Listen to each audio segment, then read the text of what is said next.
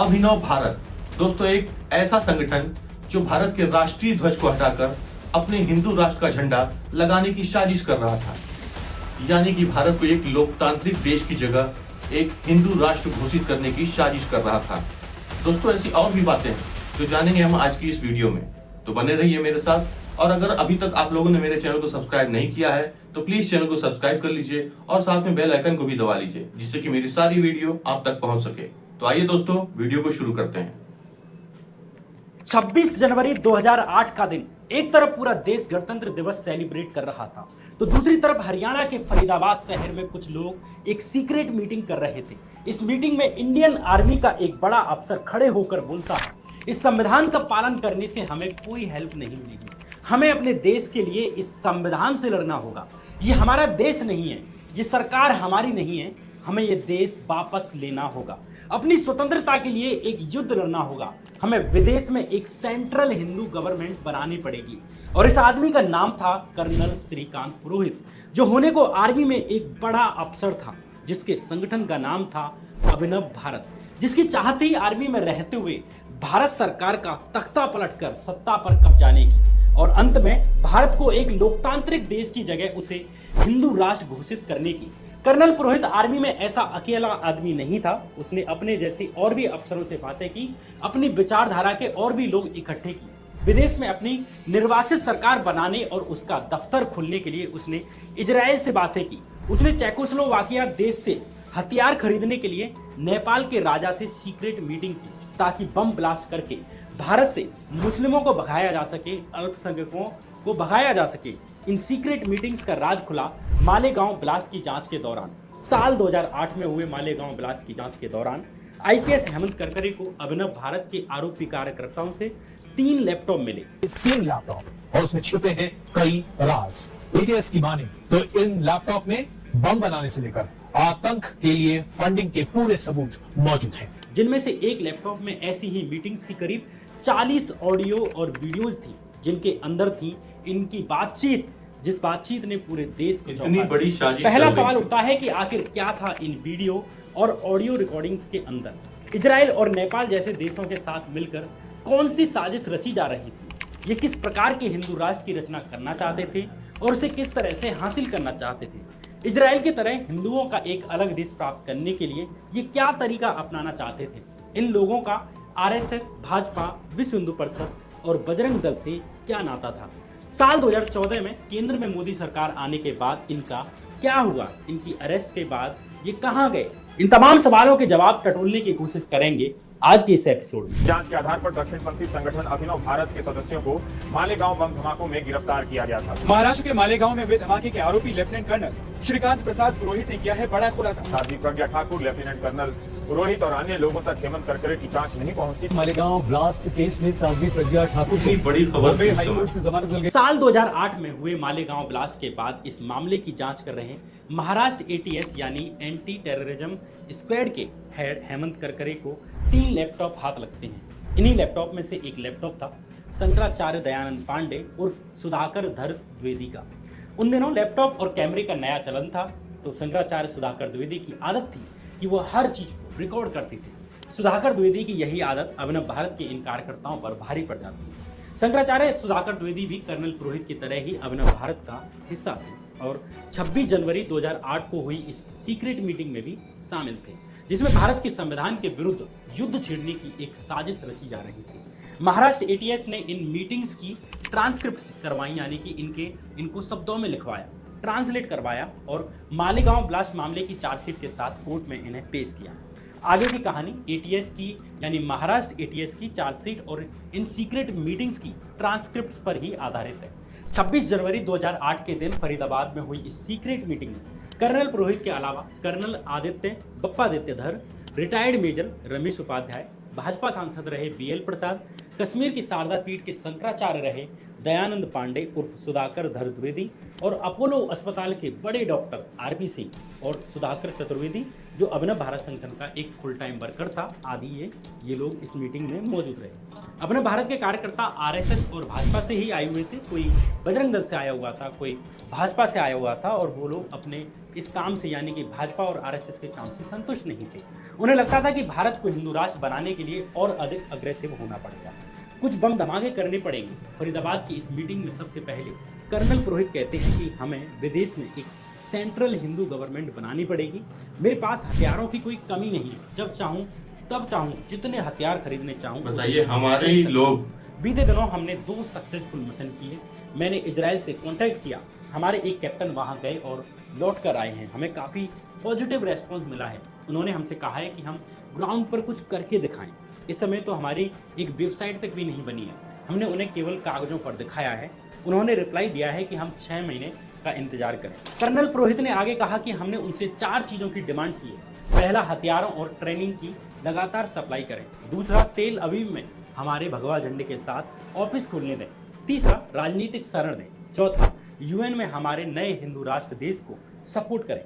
वे हमारी 2 मांगों को मान गए हैं। एक, राजनीतिक शरण कभी भी दे देंगे और हथियार और ट्रेनिंग तब से मिलना शुरू हो जाएगी जब हम ग्राउंड पर कुछ करके दिखाएंगे। लेकिन उन्होंने कहा है कि वे तेल अवीव में हमारे राष्ट्रीय झंडे को अलाउ नहीं करेंगे क्योंकि उनके भारत के साथ संबंध बेहतर हो रहे हैं।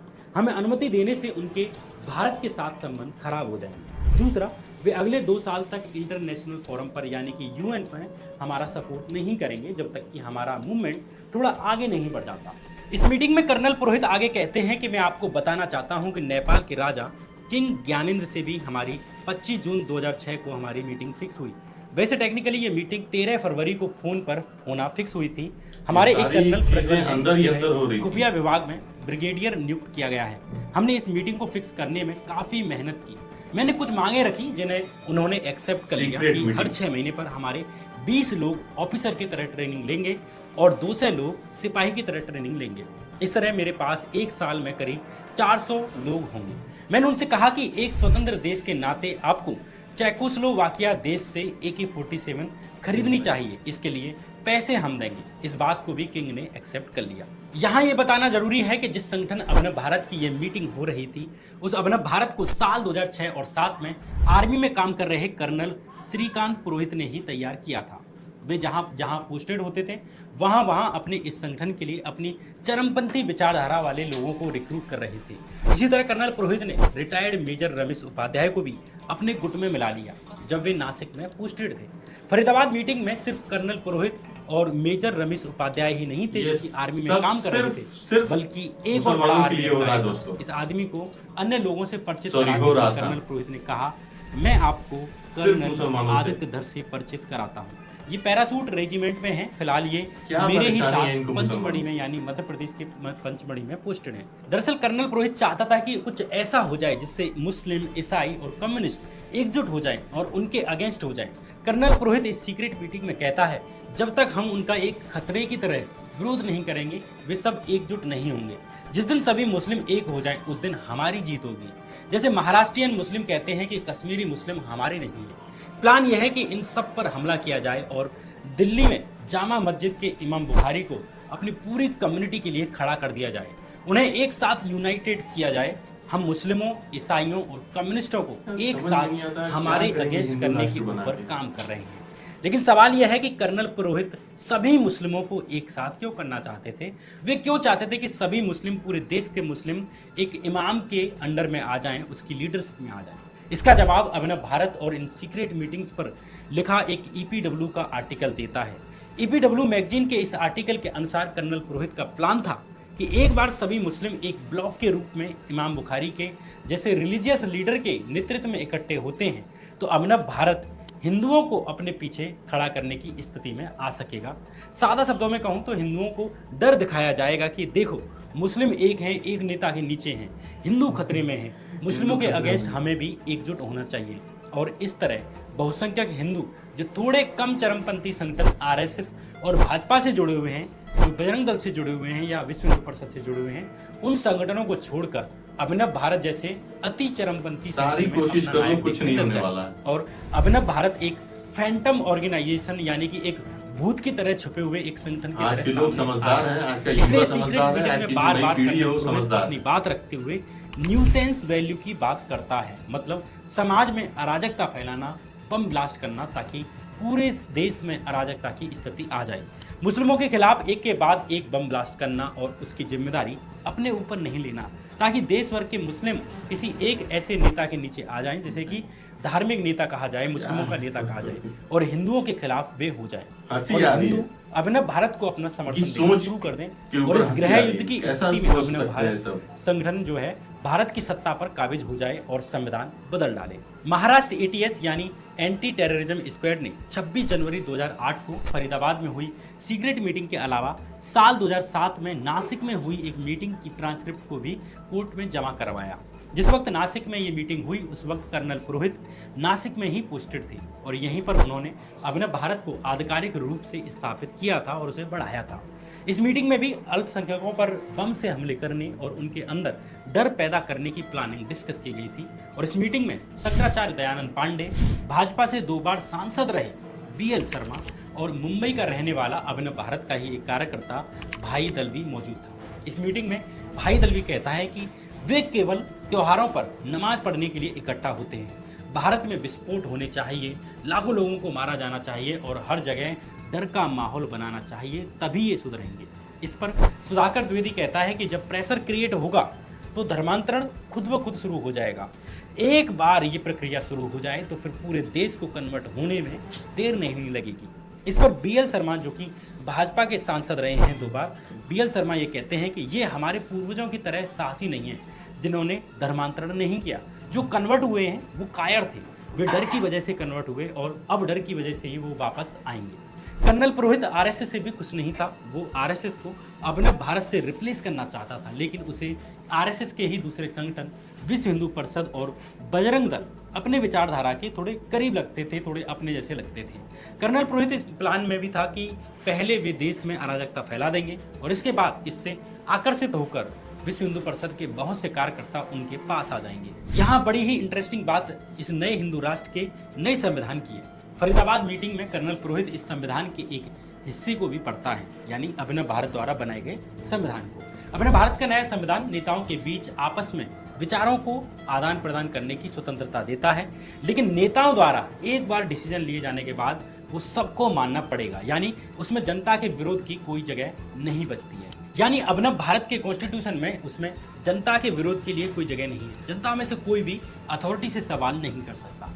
अभिनव भारत का ये नया संविधान कल्चरल डाइवर्सिटी, सांस्कृतिक विविधता को भी खत्म करके सिर्फ एक ही संस्कृति की बात करता है। मतलब अभिनव भारत के संविधान में यानी हिंदू राष्ट्र में अलग अलग धर्मों के लिए कोई जगह नहीं है, अलग विचारधारा के लिए भी कोई जगह नहीं है। इस संविधान के अनुसार सिर्फ एक धर्म होगा, वो होगा सनातन धर्म। अभिनव भारत का संविधान सिर्फ राष्ट्रपति शासन और सिर्फ एक पार्टी का प्रावधान करता है, यानी देश में सिर्फ एक पार्टी होगी और पूरी दुनिया के सभी हिंदू इस पार्टी के सदस्य होंगे। इस ड्राफ्टेड संविधान का सबसे इम्पोर्टेंट प्रावधान ये था कि जो भी इस नए हिंदू राष्ट्र के बीच में आएगा या इसके लिए नुकसानदेह होगा उसकी हत्या कर दी जाएगी और उसे मार दिया जाएगा। ये बात कर्नल पुरोहित इस मीटिंग में कहते हैं जब वो संविधान पढ़ रहे थे। कर्नल पुरोहित ने अभिनव भारत के इस संविधान को पढ़ते हुए तिरंगे की जगह नए राष्ट्रीय ध्वज का भी जिक्र किया कि वो कैसा होगा, कितनी चौड़ाई होगी, कितनी लंबाई होगी, किस रंग का होगा, उस पर क्या क्या छपा हुआ होगा, कैसे उसके चार ध्वज को हटाने की साजिश। कुछ देश की आर्मी का इतना बड़ा अफसर होते हुए भी कर्नल पुरोहित और उसके साथी देश के तिरंगे को हटाकर अपनी विचारधारा का झंडा लागू करना चाहते हैं। ये कैसी सनक थी। अब आप कह रहे होंगे कि ऐसी सीक्रेट मीटिंग तो होती रहती है, ऐसी बातचीत तो लोग करते रहते हैं, धरातल पर कुछ नहीं होता। अगर आप ऐसा सोच रहे हैं तो गलत है। अभिनव भारत के कार्यकर्ताओं का 3 बम ब्लास्ट में भी हाथ था। एक मालेगांव ब्लास्ट का तो था ही, जिसमें इनकी अरेस्ट हुई। 2 की बात कर्नल पुरोहित और मेजर उपाध्याय खुद खोलते हैं। फरीदाबाद मीटिंग मालेगांव ब्लास्ट से पहले की थी। इस मीटिंग में कर्नल पुरोहित कहता है कि आज मैं आपको ऐसा कुछ बताऊंगा जो अभी तक किसी ने नहीं बताया है। हमने इससे पहले 2 ऑपरेशन सक्सेसफुल किए हैं। फरीदाबाद मीटिंग से एक दिन पहले रिटायर्ड मेजर रमेश उपाध्याय ने भी इन 2 ऑपरेशन में से एक ऑपरेशन के बारे में स्वामी अमृतानंद को अपनी प्राइवेट कॉन्वर्जेशन में बताया था। मेजर रमेश उपाध्याय ने अमृतानंद को यानी कि स्वामी अमृतानंद तीर्थ को बताया कि अभिनव भारत के कुछ कार्यकर्ता मुस्लिमों और ईसाइयों में डर फैलाने के लिए उपयोग किए जाने चाहिए। इन कार्रवाइयों को जीवित रखना चाहिए, जैसे हैदराबाद मस्जिद में हुआ ब्लास्ट। इसमें कोई आईएसआई वगैरह इन्वॉल्व नहीं थी, ये हमारे ही लोग थे। इसके अलावा दूसरे ऑपरेशन के बारे में ईपीडब्ल्यू मैगजीन की रिपोर्ट कहती है कि अन्य हमले शायद नांदेड़ ब्लास्ट या परभड़ी अथवा जालना ब्लास्ट हो सकते हैं, क्योंकि इन बम ब्लास्ट में अभिनव भारत के ही कार्यकर्ता राकेश धावड़े भी शामिल पाया गया था। राकेश धावड़े मालेगांव ब्लास्ट के लिए हुई सीक्रेट मीटिंग्स में भी शामिल होता था। सवाल यह है कि क्या अभिनव भारत और उसके ये कुछ कार्यकर्ता एक अलग थलग पड़े हुए ग्रुप की तरह थे, जो एक अनरियलिस्टिक प्लान लेकर चल रहे थे कि भला कुछ लोग इतनी बड़ी सरकार को उखाड़ने और तख्तापलट करने का हास्यास्पद प्लान सोच भी कैसे रहे थे। लेकिन ये सच नहीं है, ये कोई अलग थलग पड़े हुए ग्रुप नहीं थे या कुछ कम लोग नहीं थे। अभिनव भारत के कार्यकर्ता भाजपा, विश्व हिंदू परिषद, बजरंग दल जैसे मेन स्ट्रीम संगठनों से ही आए हुए थे। दूसरी बात, समय समय पर आरएसएस और भाजपा के कार्यकर्ताओं और नेताओं ने खुलकर अभिनव भारत का बचाव किया है। जब ये सभी आरोपी जमानत पर आगे चलकर बाहर आते हैं, तो जेलों से बाहर आने पर आरएसएस और भाजपा समर्थक मीडिया ने भी इनको एक हीरो की तरह पेश किया, इनको अपराधियों की तरह पेश नहीं किया। अब एक महत्वपूर्ण सवाल आपके मन में आ रहा होगा कि आखिर आगे चलकर इन लोगों के साथ क्या हुआ, ये पकड़े गए या ये कितने दिन जेल में रहे, इन्हें फांसी की सजा हुई या नहीं हुई, क्या ये जेल गए, क्या इनको इनके किए की सजा मिली जो इस खूबसूरत से हिंदुस्तान को तहस नहस करना चाहते थे। इस सवाल के जवाब की कहानी भी बड़ी ही रोचक है, बड़ी ही दिलचस्प है। साल 2008 के अंतिम महीनों में मालेगांव ब्लास्ट की साजिश रचने के जुर्म में ये सारे आरोपी जेल में भेज दिए जाते हैं और इन्हें भेजने वाले आदमी का नाम था हेमंत करकरे। ये सारे आरोपी 2014 तक जेल में रहते हैं। इस बीच हुए 26/11 मुंबई अटैक के बाद केंद्र सरकार ने आतंकवाद से जुड़े मामलों की जांच के लिए एनआईए का गठन कर दिया। एनआईए के गठन के बाद साल 2011 में मालेगांव की जांच भी महाराष्ट्र एटीएस से लेकर एनआईए को दे दी जाती है। लेकिन साल 2014 में सरकार बदल जाने के बाद मामला बदल जाता है। धीरे धीरे इन आरोपियों के खिलाफ केस कमजोर कर दिया जाता है, गवाह पलट जाते हैं, सबूत मिटा दिए जाते हैं। मालेगांव केस में एनआईए की तरफ से कोर्ट में पेश होने वाली सरकारी वकील रोहिणी सालियान ने इंडियन एक्सप्रेस अखबार को दिए एक इंटरव्यू में बयान दिया है कि सरकार बदलने के बाद एनआईए के एक अधिकारी ने मुझे आकर कहा कि उनके लिए एक मैसेज है कि इस केस में अब सॉफ्ट चलना है। रोहिणी सालियान ने आगे कहा कि अगली सुनवाई से एक दिन पहले एनआईए का वो अधिकारी दोबारा मेरे पास आता है और उसने मुझसे कहा कि ऊपर से निर्देश होना ही था कि इस बार कोर्ट में आपकी जगह कोई और अपीयर होगा। इस तरह अंततः रोहिणी सालियान को इस केस में एनआईए की तरफ से सरकारी वकील वाली जिम्मेदारी से हटा दिया जाता है। ये लगभग स्पष्ट संदेश था कि नई सरकार इस केस में सरकारी वकीलों और एनआईए से क्या चाहती है। धीरे धीरे गवाह पलटते चले जाते हैं, केस कमजोर होता चला जाता है। कोर्ट उन्हीं सबूतों के आधार पर कोई डिसीजन सुनाती है जो जांच एजेंसी सबूत के तौर पर उसके सामने पेश करती है। अगर जांच एजेंसी ही सबूतों के साथ खेल करे तो कोर्ट क्या कर सकती है? जैसे सबूत कोर्ट को दिखाए जाएंगे, कोर्ट लगभग वैसा ही डिसीजन देगा। यही हुआ। साल 2017 के अप्रैल महीने में गवाहों के बयान बदलने के कारण बॉम्बे हाईकोर्ट ने साध्वी प्रज्ञा को जमानत दे दी। हिंदुस्तान टाइम्स अखबार के अनुसार कोर्ट ने जमानत देने का आधार ये माना कि जिन दो गवाहों स्वामी अमृतानंद देव तीर्थ और राकेश धावड़े की गवाही के आधार पर साध्वी प्रज्ञा को आरोपी बनाया था, उन दोनों ही गवाहों ने अपनी स्टेटमेंट वापस ले ली है। इसके अलावा कोर्ट ने यह भी कहा कि साध्वी एक महिला है और जेल में 8 साल हो चुके हैं और ब्रेस्ट कैंसर यानी कि सीने के कैंसर से वो जूझ रही हैं। वो बिना सपोर्ट के चल नहीं सकती। इस तरह साध्वी प्रज्ञा जमानत पर जेल से बाहर आ गए। 3 महीने के बाद ही साध्वी के बाद कर्नल पुरोहित को भी साल 2017 के अगस्त महीने में जमानत मिल जाती है। कर्नल पुरोहित ने कोर्ट में दावा किया कि वो तो सेना की खुफिया एजेंसी में था और अभिनव भारत की कार्रवाइयों पर नजर रखने के लिए अभिनव भारत की सीक्रेट मीटिंग्स अटेंड करता था ताकि वहां से खुफिया इनपुट निकाल सके और सेना में दे सके। हालांकि कोर्ट ने कर्नल पुरोहित के इस लॉजिक को सही नहीं माना। कर्नल पुरोहित ने अपनी जमानत याचिका में कहा कि वो 9 साल जेल में रह चुका है और अगर उसे बम सप्लाई करने के आरोप में अगर वो दोषी पाया भी जाता और उसे सजा भी मिलती तो भी अधिकतम 7 साल की सजा उसे मिलती, इसलिए मुझे जमानत मिलनी चाहिए। अंततः कर्नल पुरोहित को जमानत पर रिहाई मिल जाती है। कर्नल पुरोहित के बाद बाकी आरोपियों को भी एक एक करके इस आधार पर जमानत मिल जाती है कि मुख्य मास्टरमाइंड यानी कर्नल पुरोहित को जमानत मिल चुकी है तो उन्हें भी मिलनी चाहिए। भारतीय संविधान के खिलाफ युद्ध छेड़ने और तिरंगा जैसे राष्ट्रीय ध्वज को डालने की एक प्लानिंग रचने वाले मालेगांव ब्लास्ट को अंजाम देने वाले आज जमानत पर बाहर हैं। उनमें से एक वर्तमान सरकार वाली पार्टी से सांसद है, यानी वो जनता की जनप्रतिनिधि हैं, लेकिन एक बात हमें सीखने के लिए है कि किस तरह बम ब्लास्ट का माहौल बनाकर और हिंदू मुस्लिम को लड़ाकर कुछ लोग इस देश की सत्ता पर काबिज होना चाहते थे। कमोबेश यही स्थिति आज भी है, आज भी हिंदू मुस्लिम को लड़ाया जाता है। लेकिन अपने पड़ोसी दोस्त मुस्लिम या पड़ोसी दोस्त हिंदू से नफरत करने की जगह एक बार ये जरूर सोचना चाहिए कि हमें आपस में लड़ा कौन रहा है, कौन है जो आपको भड़काकर अपने पक्ष में करना चाहता है। ये दोनों ही पक्ष के लोगों को आपस में सोचना चाहिए। इन लाइनों से अधिक मैं अपनी तरफ से कुछ नहीं कहूँगा। ये कहानी फिलहाल यही समाप्त होती है। तो दोस्तों आज के लिए बस इतना ही, और आपसे एक मेरी विनती है कि प्लीज प्लीज प्लीज ऐसे लोगों से सावधान रहिए जो दोहरी मानसिकता के लोग हैं, जो इस तरह की सोच रखने वाले लोग हैं। इनसे प्लीज सावधान रहिए और अपने आप को सुरक्षित रखिए और अपने परिवार को सुरक्षित रखिए। दोस्तों आज के लिए बस इतना ही। अब मुलाकात होगी आपसे मेरी अगली वीडियो में। तब तक के लिए आप अपना ख्याल रखें। धन्यवाद।